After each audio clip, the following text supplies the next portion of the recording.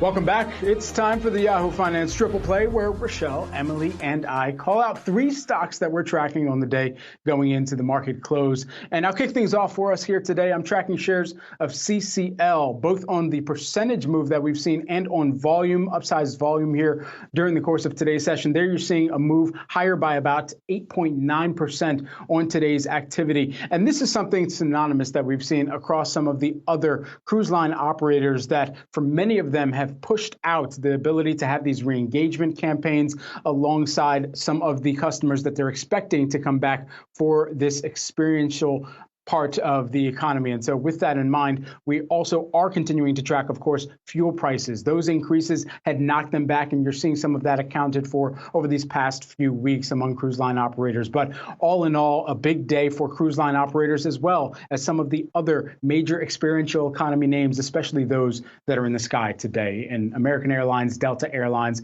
and even Southwest and United Airlines as well, moving higher.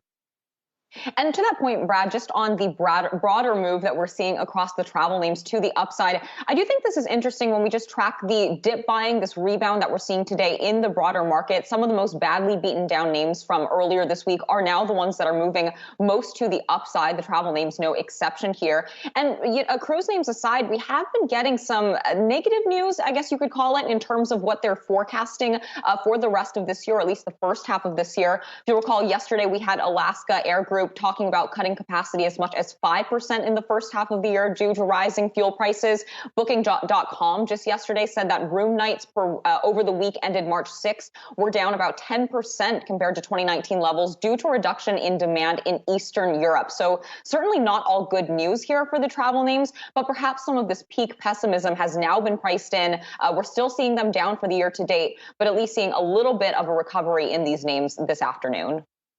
I agree, Em. I mean, we're seeing sort of a convergence of things. We did see talk of some sort of ceasefire with Ukraine and Russia, though obviously that's still a fast-moving target. And it also goes back to the strength of the U.S. consumer. I mean, there's a lot of still pent-up demand, a lot of people seeing this perhaps as a light at the end of the tunnel after all these COVID restrictions, and then after the weariness of that, and then adding to this concerns about the conflict. I think people want something to look forward to. And as you mentioned, we did see some of that light also shining on hospitality stocks, casinos and restaurants, some of the usual suspects for some of this discretionary spending. Now, speaking of that, I want to turn to Netflix, which is my pick for the day. Now, as we can see, it is up. It's been up over 5% at the moment. It's really been trending steadily upwards all day long.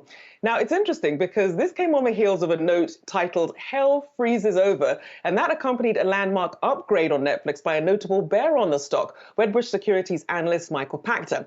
Now, he raised the rating from underperformed to neutral, and he was saying that he sees a 12-month price target of $342.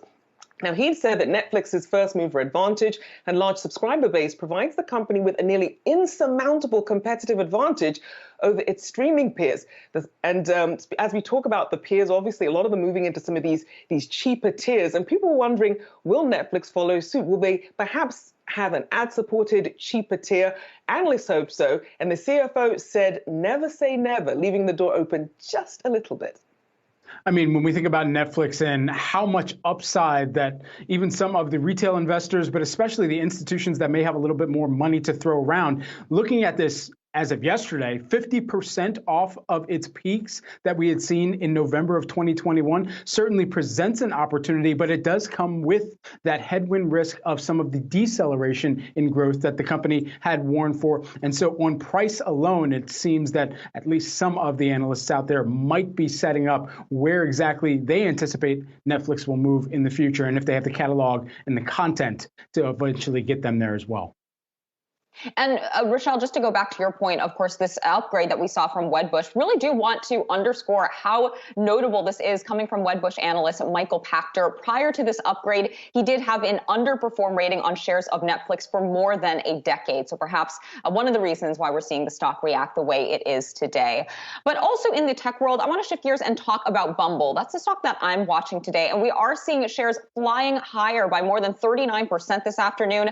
Two things really here. The company company reported better than feared fourth quarter results, better than expected guidance going forward. And the second thing I want to highlight is the fact that Bumble did say that it will be pulling out of Russia and, of course, joining a number of other companies now that have done so as well. So to that point, Bumble is discontinuing its operations in Russia, removing all of its apps from the app stores in Russia and Belarus. And Bumble's full year forecast, which again did come in better than expected, sees full year revenue coming in at as much as $944 million. That does include an expected $20 million loss of sales from Russia, Ukraine, and Belarus. So not necessarily so much coming from the main Bumble app, but because Badoo, which is one of the smaller dating apps in the Bumble ecosystem, does operate in Eastern Europe. So something to watch here going forward, but certainly getting a stock pop here because of these better than feared results, guys. Exactly. And you have to figure in, because of that concern over that exposure to Russia, Ukraine, a lot of people sort of bracing for the worst. So to see that the hit wasn't as bad as expected certainly gives some hope. And obviously, perhaps, love in the air as COVID restrictions lift and things get a little bit more normalized as well.